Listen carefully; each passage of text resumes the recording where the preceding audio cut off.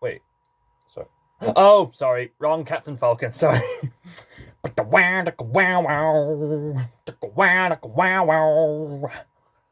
Wait, that's not the right theme either.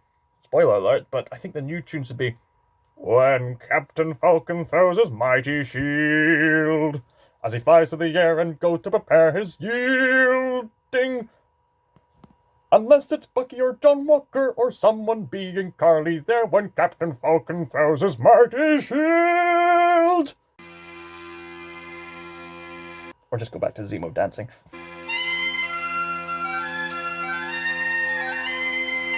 Hello everyone, ScotsMaiar here, and welcome to my initial review of Falcon and Winter Soldier. I have this habit recently of waiting until the show is over before giving a full breakdown of my thoughts on it, because I like to review things as a whole.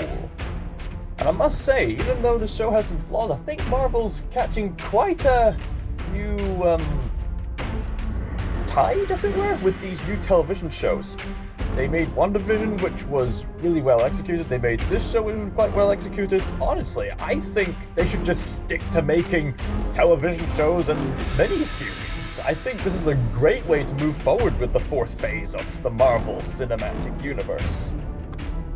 Although, to compare this show to WandaVision, I think WandaVision had the better build-up, but the lesser finale, whereas this show had the lesser build-up, but a stronger finale. Although, with that said, Falcon and Winter Soldier still leaves a lot of things open, but unlike WandaVision, it didn't leave me with unsatisfying, unanswered questions. Obviously, Falcon and Winter Soldier has done the long Marvel tradition of sequel baiting, which a trope that I'm beginning to get a little bit sick of. Although, warts and all, both of these shows do an excellent job with character development, and television shows have this distinct advantage of taking their time to develop with characters, because as great as individual movies can be, there's so much time and evaluation you can do when you extend the time we spend with the characters, in this case on a weekly basis. So as you know, these television shows are set after the events of Endgame. With WandaVision, we were seeing Wanda mourn the death of the poor soul that was Vision. Here, we are seeing how Bucky Barnes, aka former Winter Soldier, aka the White Wolf of Wakanda, as well as Sam, the Falcon. Since Steve Rogers has pretty much retired forever, yeah, he's good and retired. He's lived a happy marriage with Miss Carter. He's done. Obviously, the next question should be, should someone take up the mantle of the Shield and become the new Captain America? Now, I know what you're thinking. Why is a Scotsman wearing a Captain America t-shirt reviewing the MCU? The next question after that is, who could possibly replace Captain America? There's a cameo from War Machine, Colonel Rhodes, but he's not going to take up the mantle. Would have been cool to have that shield next to his Iron Patriot suit, though. I wonder why they didn't pick Rhodey as the new Captain America. He would have been great. Obviously, the shield is bound to go to Falcon, but because he doesn't want to ruin and taint the legacy of his good friend Steve, he passes down the offer of the shield, and they put it in the museum. Bucky still hasn't quite moved on from being the Winter Soldier.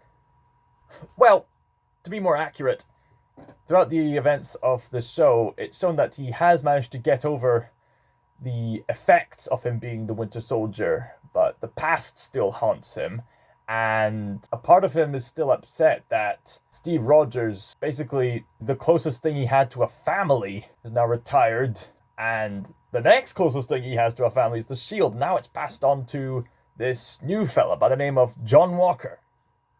John Walker seems to be a decent enough fellow, a strong military man, and has been training with the Shield for some time, so he's the next Captain America. Yippee-ki-yay. Oh, say can you see, so on and so forth. Only one god, ma'am, and I'm pretty sure he doesn't dress like Thor. However, a rising threat arises. a rising threat arises to arise. A group of terrorists known as the Flag Smashers. Complete with a social media app. Download it now to catch where the villains are attacking next. The Flag Smashers are not very happy with the economy and the politics ever since the events of the blip. So, in the name of equality, no matter how much one of their leaders named Carly tries to justify themselves, they commit their acts through immense terrorism. One world, one people.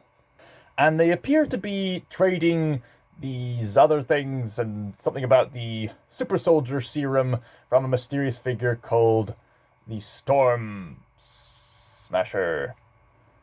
Was it Storm Smasher or Stormbreaker? Was Stormbreaker was the name of that Alex Rider, Alex Kidd spy book thing called Stormbreaker. Anybody remember Stormbreaker?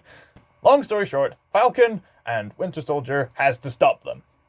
But during their escapades and adventures, they have to confront their pasts, as well as find out some new revelations surrounding the whole phenomena of the super soldier serum.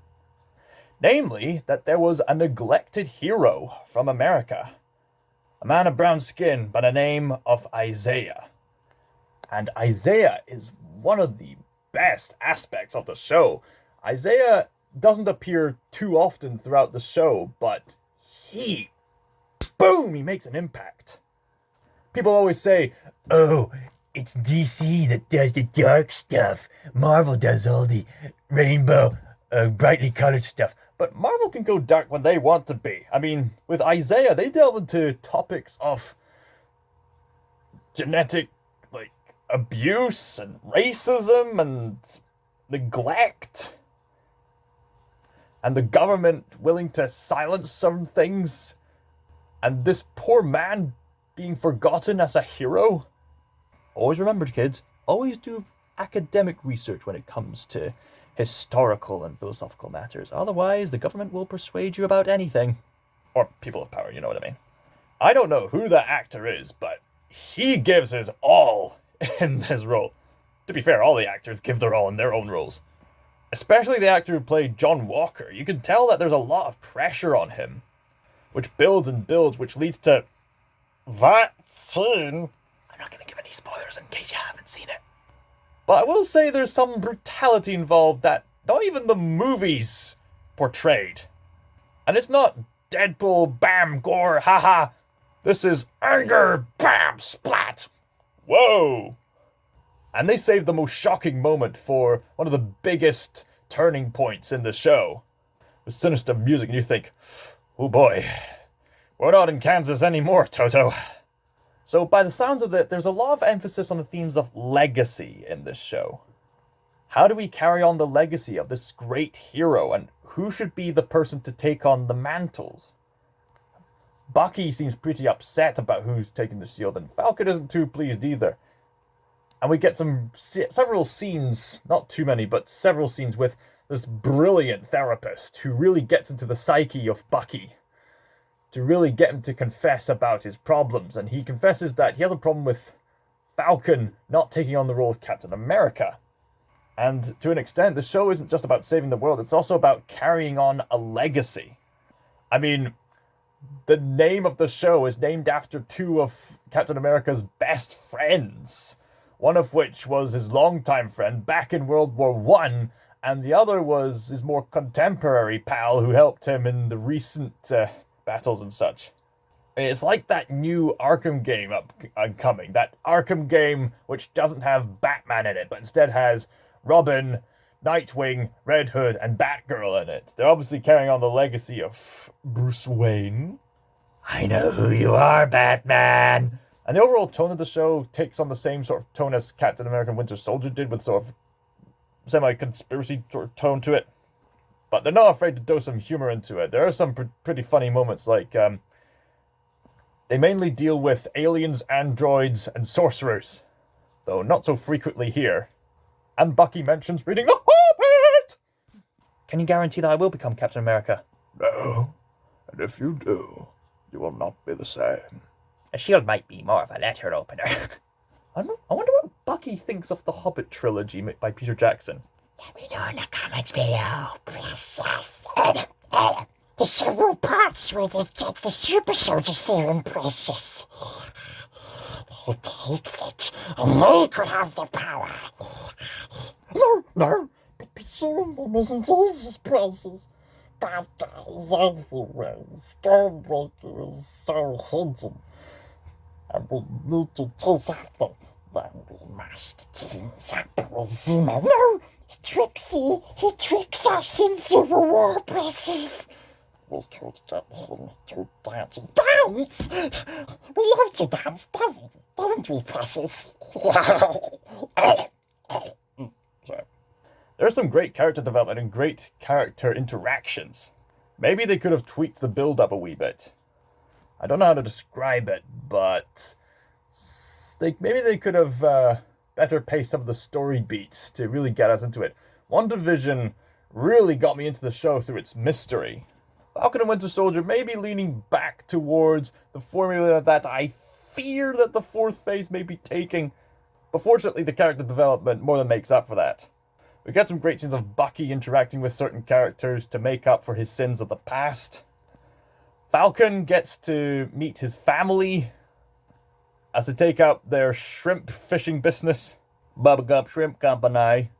Shrimp soup, shrimp salad, shrimp shampoo. We even get a few callbacks, like some of the Wakandans make an appearance. Did Sharon Carter make an appearance in Civil War? We also get an appearance from a new character who many Marvel fans know, but even the Marvel fans found her quite obscure. And then, of course, the Marvel fans get to reunite with, looking back at the show, probably one of the best developed Marvel villains. Zemo from Captain America Civil War. A lot of people had mixed reactions towards Zemo initially, but he's really fleshed out here. But even in Civil War, people declared Zemo one of the most grounded and realistic Marvel villains. For those of you who don't know, after the events of Avengers Age of Ultron, the city of Sokovia was destroyed, obliterated, and Zemo's family was killed, and in anger he wanted to gain vengeance on the Avengers. But since he was trained as a death unit operator in the army, he had a more cunning tactic than mere brute force. He instead manipulated the Avengers from the inside by challenging their virtues. Zemo never had any superpowers, nor did he desire to take over the world. He just saw himself as a hero. He wanted vengeance for his family, and that was it. Yet the way he did it, he used his intellect more than strength. And he managed to convince Steve Rogers and Tony Stark to fight against each other.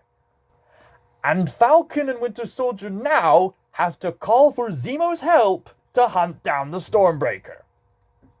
I love some of these cold openings in the show. One of the cold openings shows Zemo getting out of a prison. That was an engaging start title. That was all you needed to see. There was also an engaging opening title with a certain fight. So of course, there's a lot of tension on whether or not they could trust Zemo or not. But he's still one of the best aspects of the show because he gets to put on his comic book outfit, which a lot of fans adore. He has a few moments of his own where he gets further character development. And, mild spoiler alert, even though Zemo doesn't make too much of an impact in the end, at least not as big an impact as some of the other prominent characters, he still leaves an impression. And I suppose it's thematically appropriate to bring someone who was, for a time, part of Steve Rogers' history to partake in Steve Rogers' legacy. I wish I could go more into Zemo, but I think that would probably spoil the whole thing. Unless it's the dance. That's a pretty dope dance.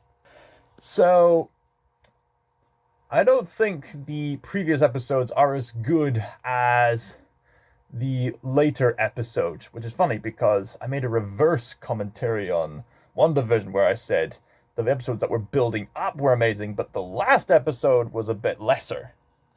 So, not too strong a build-up, but a strong finale with a few things left open. But thankfully, unlike WandaVision, not too many things left open to make me frustrated. So overall, I can't say that this was some of Marvel's absolute best, but I cannot say this was Marvel's absolute worst. In fact, I'd places even above mediocre. I think this was a great series. How about an 8.5 out of 12? But that suits you fine.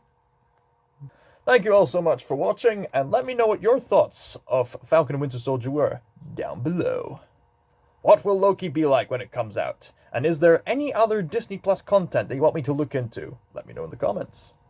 And before I go, I want to say one thing. My video on how to Zemo dance has gotten somewhat viral. Let's play it again!